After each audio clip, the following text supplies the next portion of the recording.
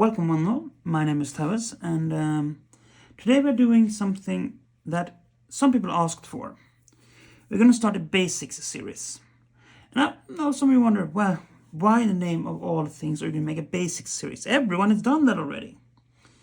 But you see, there's the thing. I kind of had an idea. We're heading into the gift-giving season, if you're a Westerner like me.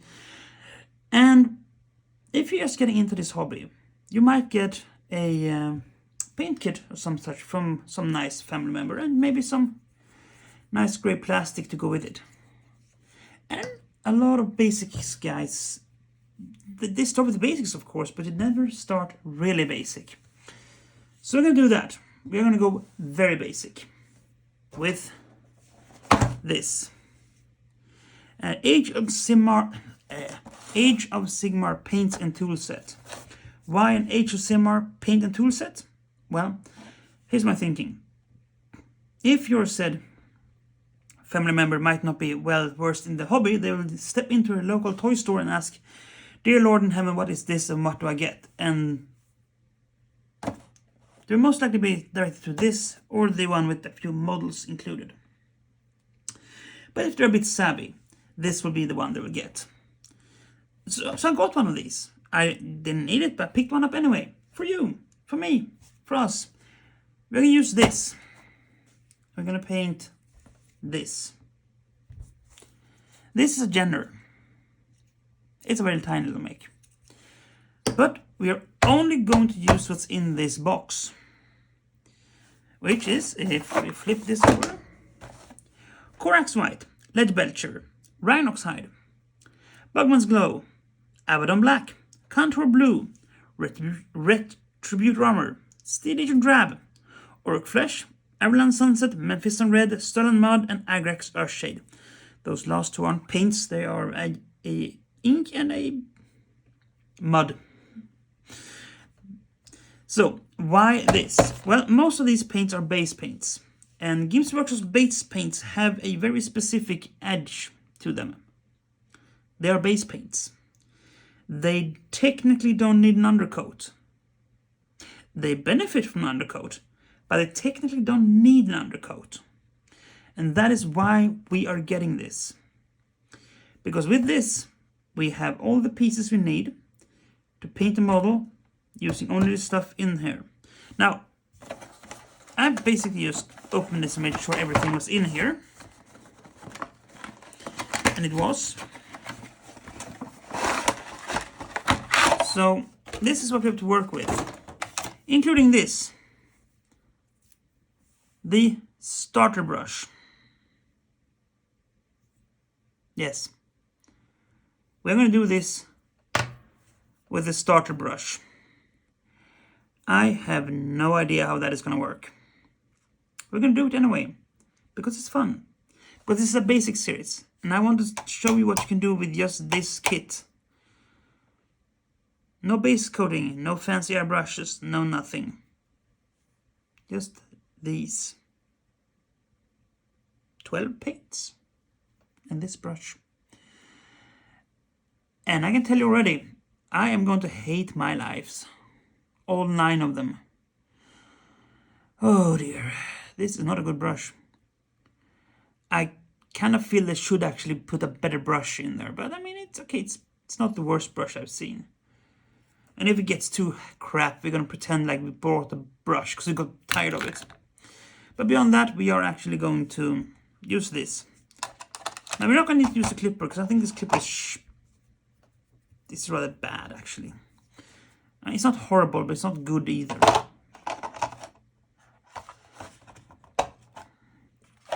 So yeah, we got all the base colors. We got...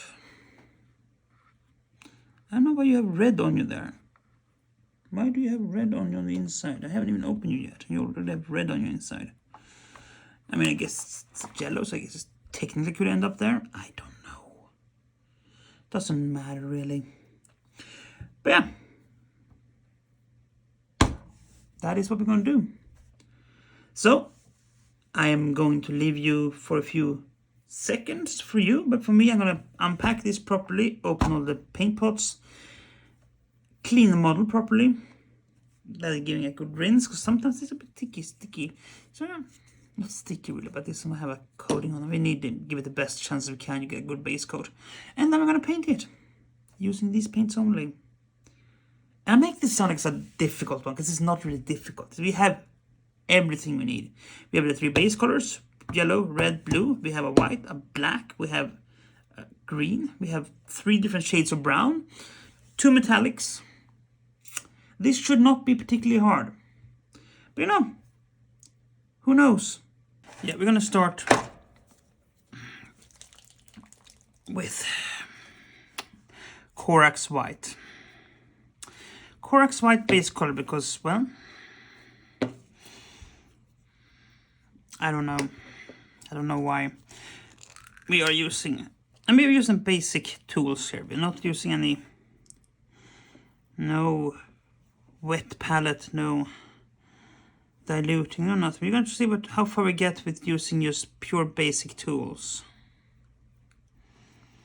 Because I want to show you how far you can actually get with just the most basic of tools. This video is probably going to go up somewhere around the week before Christmas, because, well, I have had other commitments going on right now that has been eating time. But you know, at the same time,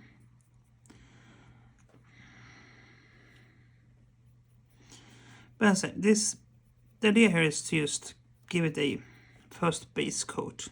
I know I said don't prime it. Priming and base coating is not the same. It can be actually sometimes. It can be the same, but it's not necessarily the same. What I mean with that is because you can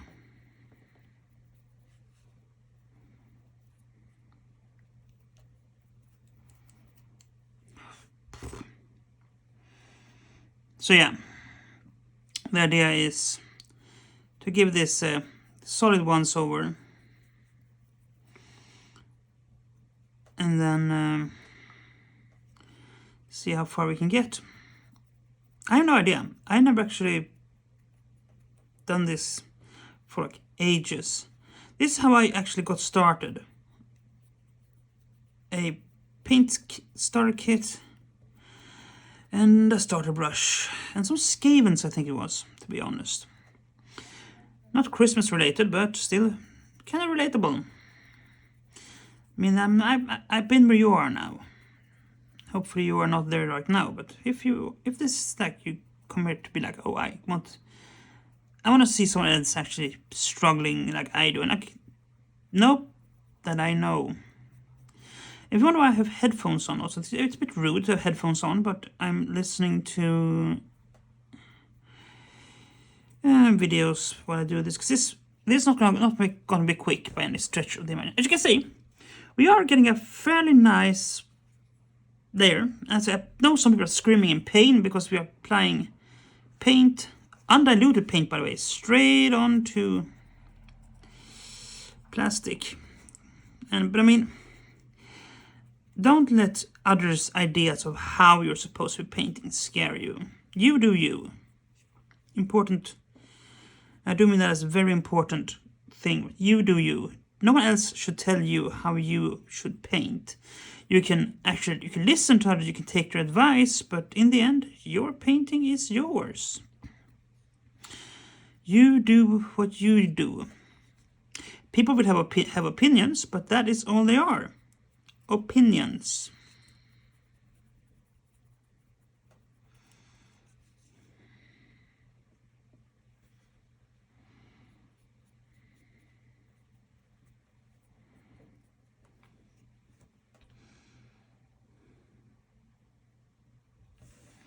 So yeah, others will always have opinions on what you do, but you don't have to listen to those opinions if you don't want to. Me, for example, I have a very cartoony style to how I paint my mix. Sharp shadows, not particularly detailed. I mean, have you ever actually stopped and looked at, for example, a Disney movie and realize how very few details they have on their characters. And many are animated, hand-drawn movies, and how few details there, and how much they actually managed to conceive. None of those are the right words. How they actually used to convey was the word I was looking for.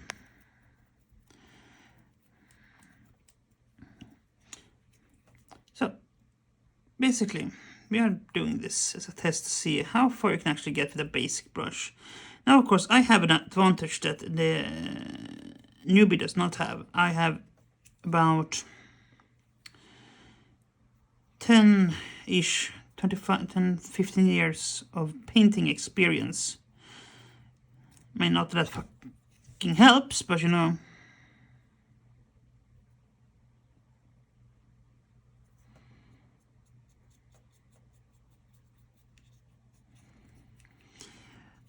Because, well, you know, experience is always key in these.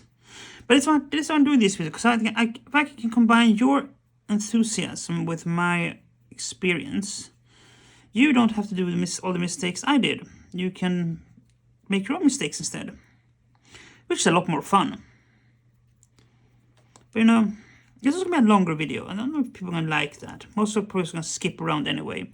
But if you're here actually watching this thing, maybe it's Christmas, you're sitting there painting along, finding my video, we're like, who the freak is this? Who knows? But look at that. I mean, don't tell me this isn't looking decent. I like it previously, like, looking decent. Not good, decent. But sometimes you have to accept that decent is what you're gonna get. That is how it is. Sometimes you get decent.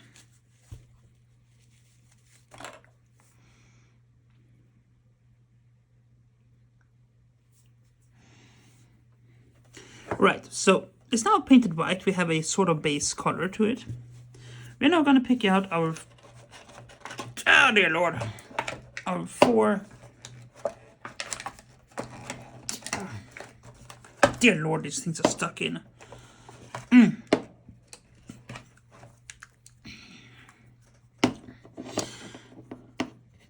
This is Avalon Sunset, Auroch Flesh. It's a new color, actually. Newish. Cantor Blue, which is I think probably one of the best blue they have. And of course Mephiston Red. You cannot go wrong with Mephiston Red. I mean, I guess you technically can go wrong with Mephiston Red, but it's hard.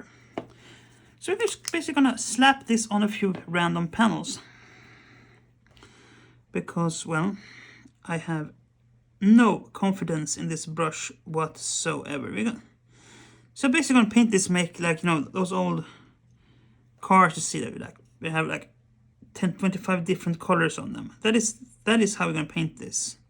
Because I say I have, oh dear lord, I have no confidence in this brush at all. It's not a bad brush, but it's not a good brush either.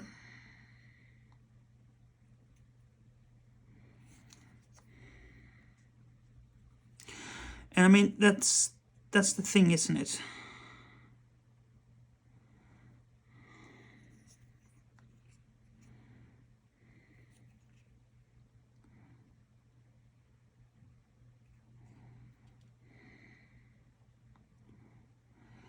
Oh. So I mean, if we're gonna be like that, here's where I normally would break out the good brush. But I say, I'm gonna prove that we can actually do a decent job. That the tools is not necessarily. Actually, good tools makes things easier. It's a lot easier to do things with good tools. But at the same time,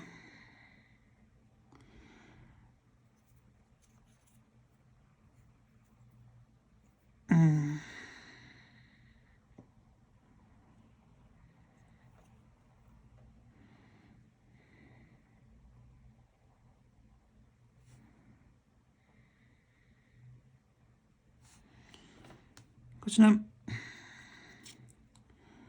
as I say, it's a lot easier to do things with good tools, but the tools just make things easier. Or safer. Sometimes make things safer. But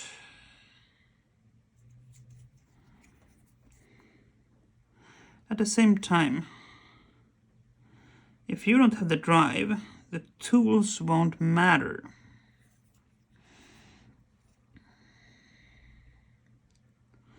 And I mean that in the kindest of ways. There is no tool that makes you a great painter.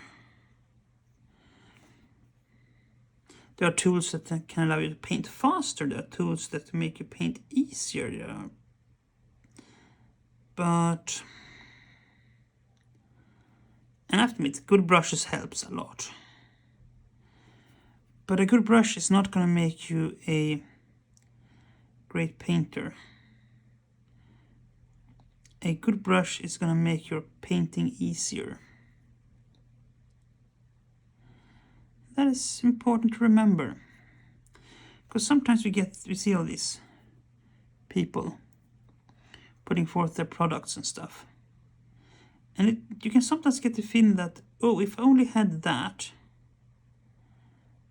I would be this or that.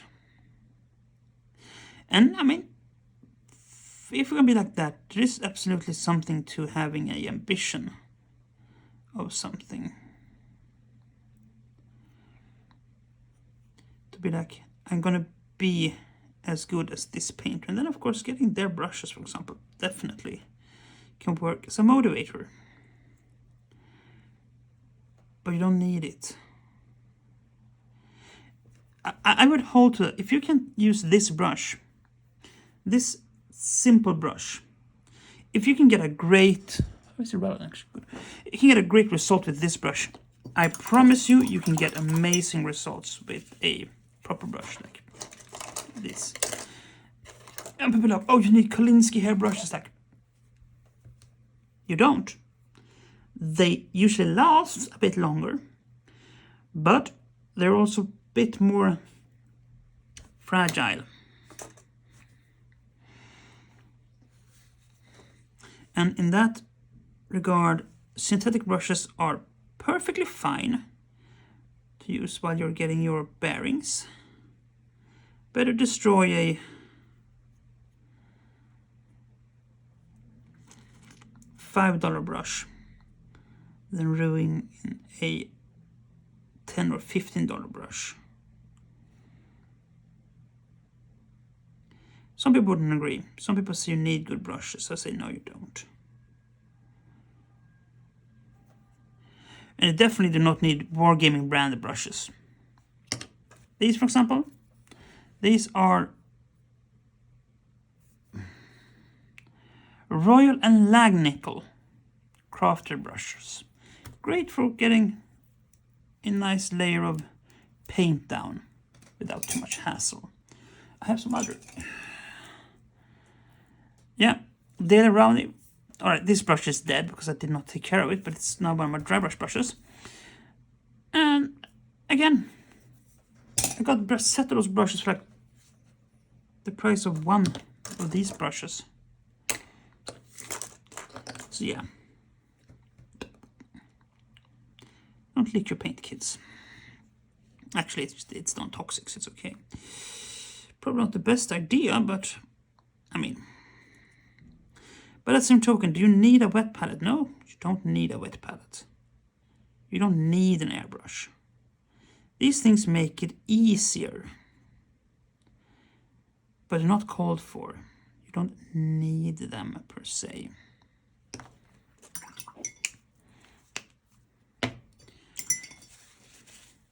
Man, it would be great if I could be like, oh yeah, here's the secret sauce.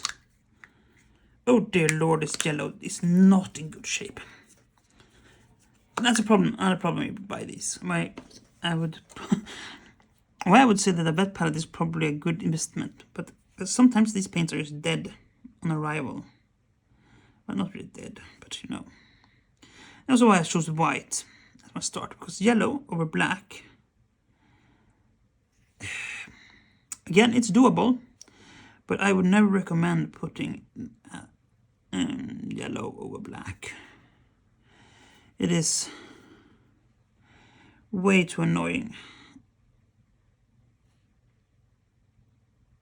And way too much work. It's not worth it.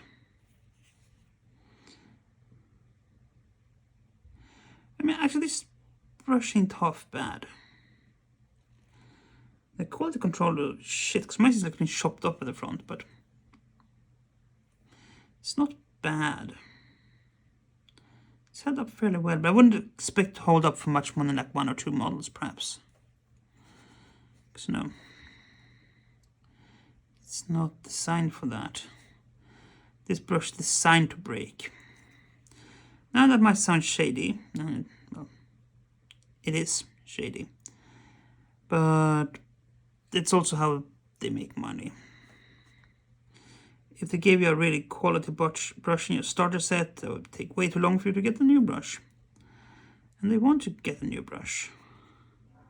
Because a new brush means probably buy some new paints too. And some new paints mean that maybe you get some new...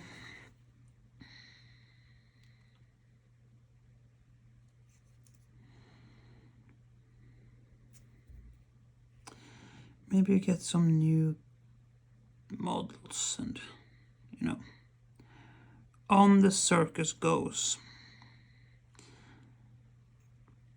Because the whole idea is to get you to buy more stuff. There's no such thing as being done with this hobby.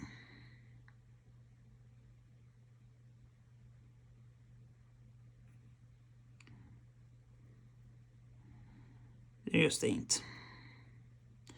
You ain't done. I mean, you could sell your shit and get out, but where's the fun in that? Now, as noted, we are going to put on some more action stuff later. Like, we fortunately got some Agrax Earthshade, which is a ink toner. And when I say fortunate, it's because if we didn't have that, we would be crying a lot. I know this is not quite as random as it probably would benefit from being, but you know, still looking pretty good. I have seen a lot worse. I can also start mixing paints if I want to, but I'm going to stay away from that for now. This is fun enough as it is. An idea here is not to have too many of the same paints next to each other, because that's annoying. Now, Counter Blue's one is very blue. So I mean by that it's very pigmented, even for a base color. It likes to go places it's not supposed to go. I don't know why it likes that, but it likes it. It likes to go places it's not supposed to go. And unlike the yellow, it is not particularly forgiving.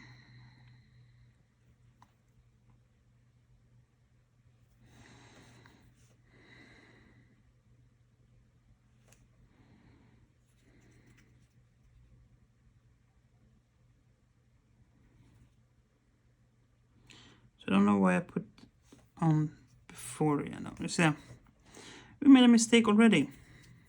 It's okay though.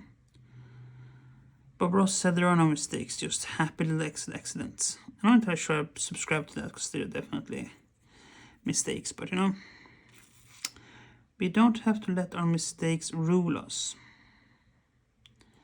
We can instead let our mistakes inspire us. Because, you know,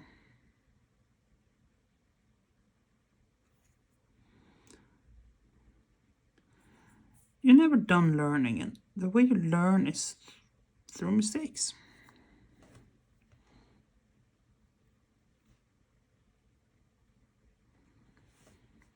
You do mistakes, and you learn from them. And then you try to not repeat them.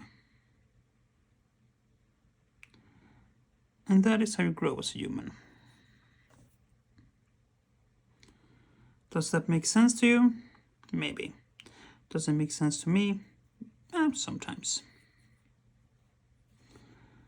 But I think it's worth considering at least. Because, you know,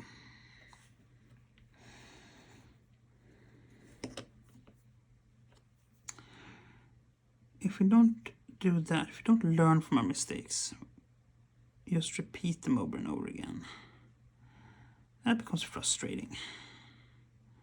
So for one's own sake, one should try and learn from one's mistakes. And I think you can learn a lot from mistakes.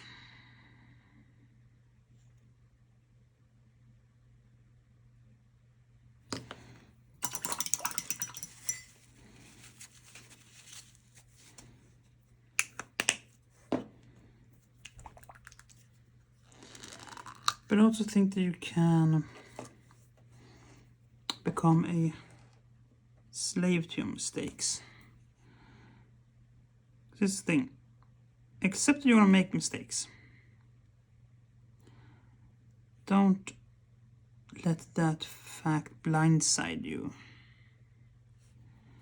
You're going to make mistakes, and you're going to most likely repeat said mistakes also. You're going to repeat the mistakes of others. You're going to do your own mistakes. You're going to be explicitly told to not do mistakes, and you're going to make mistakes anyway.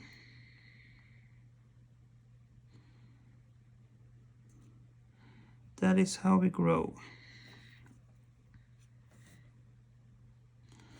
And that is how we become better. Better humans, better painters, simply better.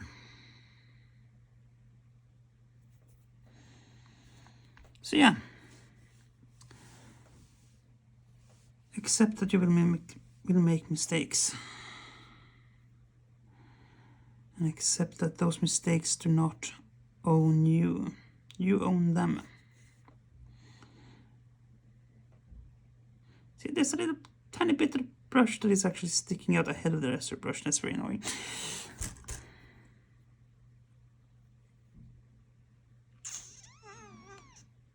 This is an interesting mech. It does look like a bleeding Christmas ornament. That's kind of interesting. Now this one is part of symmetry that we're trying to avoid. It's not red. But I also ran out of paints to actually apply there. So we're going to do that for now. So, last step for now.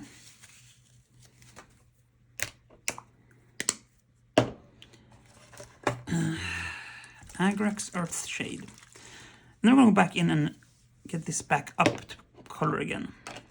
Because, well, it's going to be fun. Oh dear. Let's hope this doesn't reactivate too badly.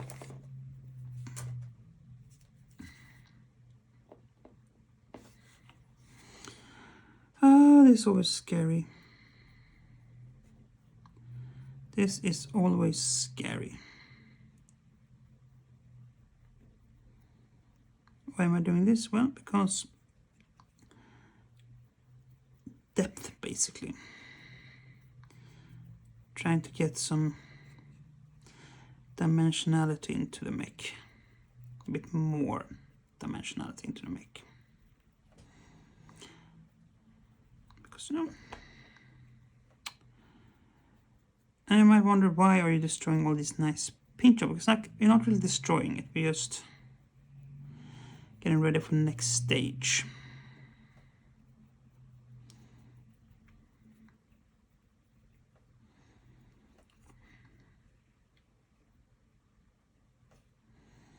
Which of course is going to be to bring this back up again.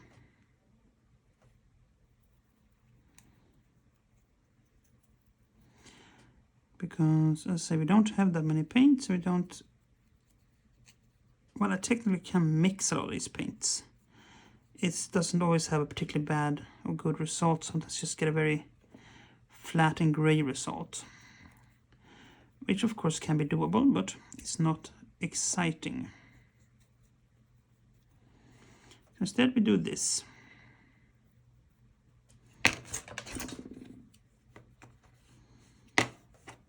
I almost flipped on the floor. This way we get control. This step could probably be done with oils if you have them, because this would be great for oils, because it's a quasi-oil technique we're going to be using. But instead of wiping things away, we're going to add paint later on. So yeah, again, I could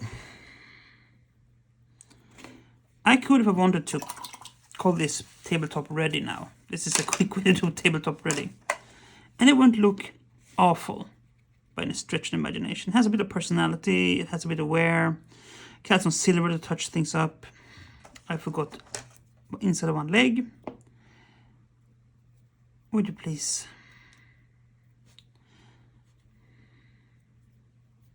So yeah. Not looking half bad. We are going to add to this though. This is not the end of it.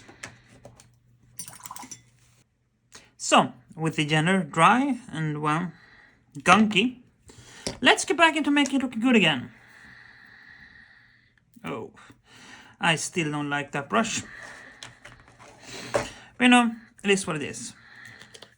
We are now actually going to get a bit of a... What do I have? There, I have something I can use for that. A bit of paper, because we need to dilute this paint a little bit.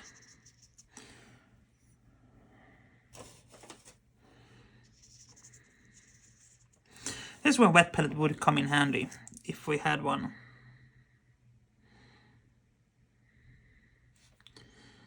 So, basically going to pick out the tops again, making sure that we leave some of the ugly in the recesses, because we still want this to be kind of a dirty piece. We don't want it to be screaming clean necessarily.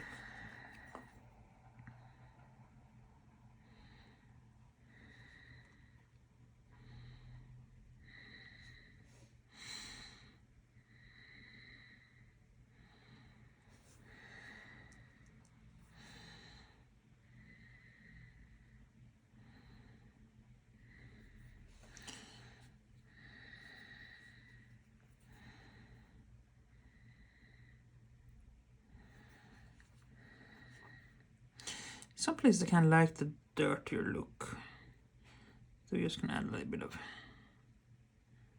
patching, so to speak. Patching on the yellow. Because, believe it or not, you don't always have to go full ham on it. Sometimes you can just be like hitting edges and stuff like that.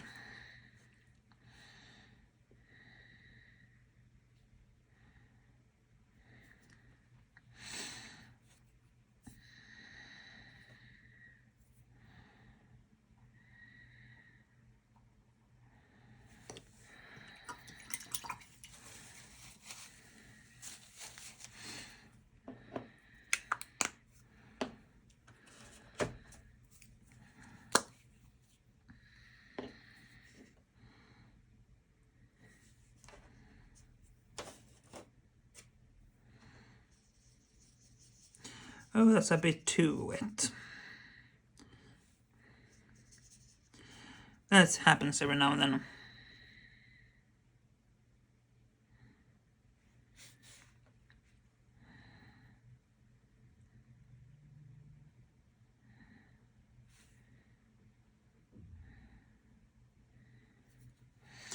But I say not gonna be too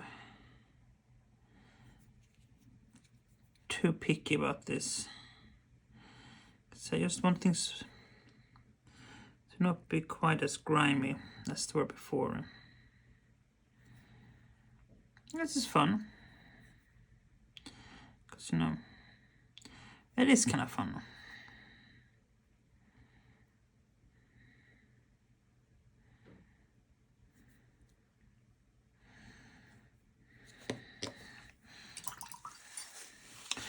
Yeah, what we're doing is, oh there, we start already.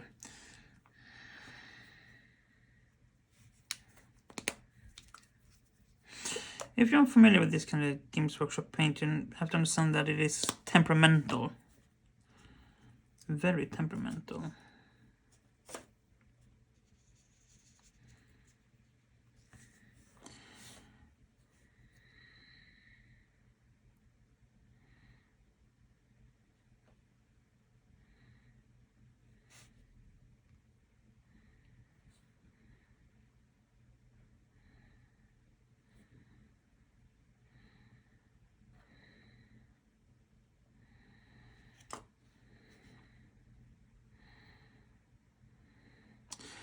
So yeah,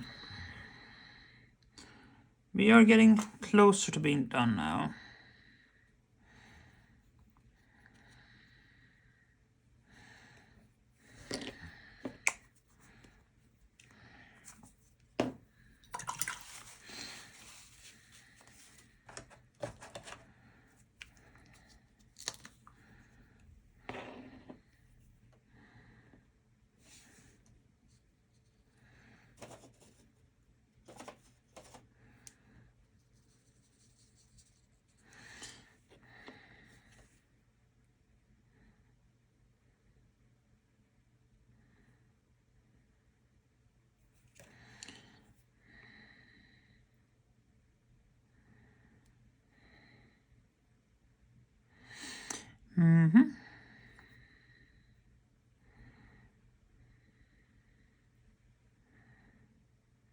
So, with that we have ripped up most of the paints.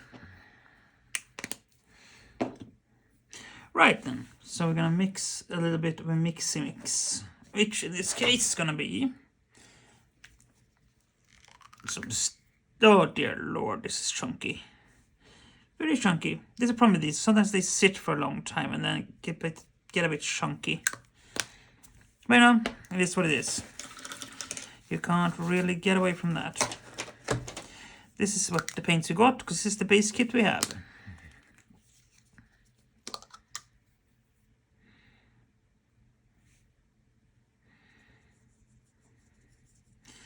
So I'm basically mixing up now a little bit of a white, brown paint should be added to the mix.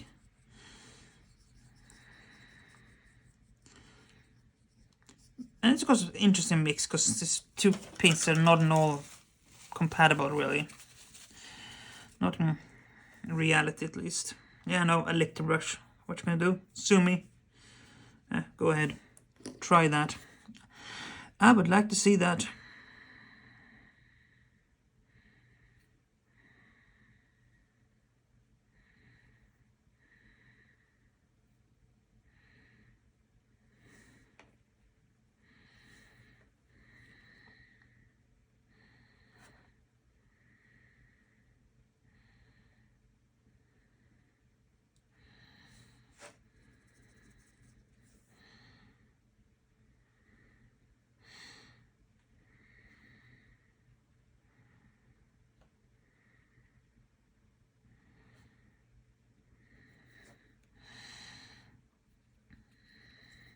The idea here is basically just to give the sort of idea that light is hitting this from above. Because I kind of like the idea that we're like seeing light hitting this thing from above. Not so much because we're gonna make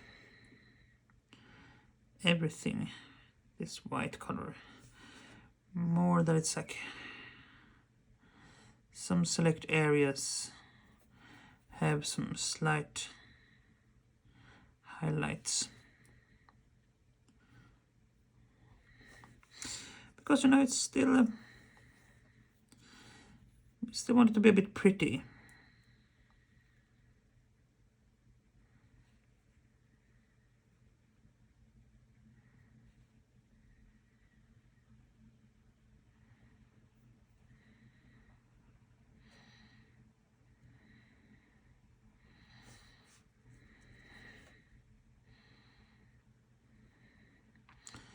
So then once that is done, and this one is, I would say this is one of these feel it kind of things.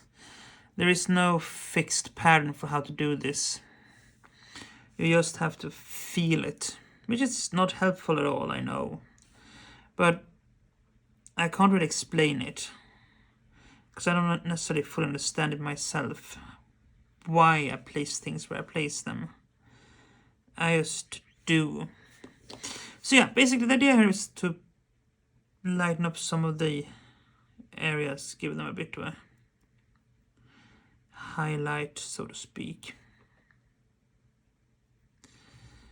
Not painting everything super white or anything, just giving it a bit of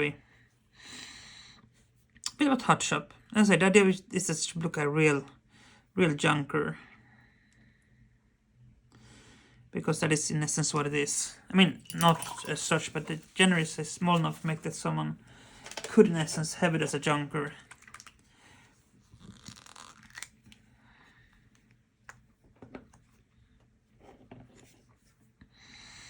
One of these, this thing has been handed down through my family for the ages, kind of deal. Now go in and painting a metallic line. Let's mostly just put it in line with the rest of my mix, because as I mentioned before, I tend to like to have my weapons at least somewhat painted in silver, because it helps to illuminate where they actually are.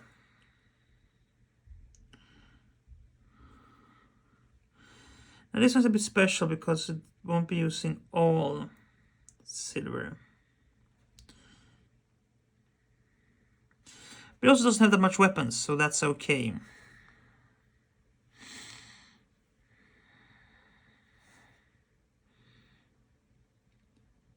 So yeah. Okay, I'll come up actually paint the exhaust ports of the in silver, because that's kind of nice to have. This thing is supposed to have jump jets, you see, and I think these are it, but I'm not entirely sure, because you can never really be entirely sure with these designs.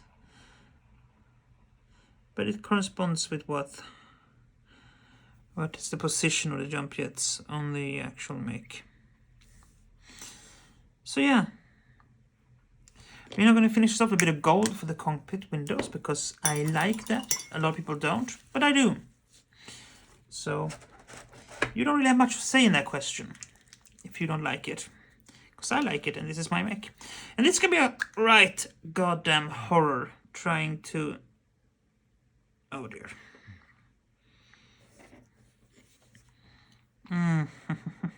It's so tiny. I'm gonna try to... Yeah, this is gonna be fun. But we use the tools we have.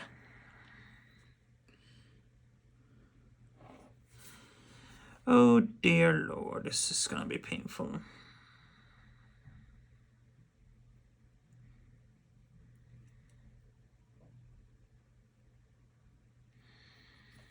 Oh dear, oh dear, oh dear. Oh ho ho.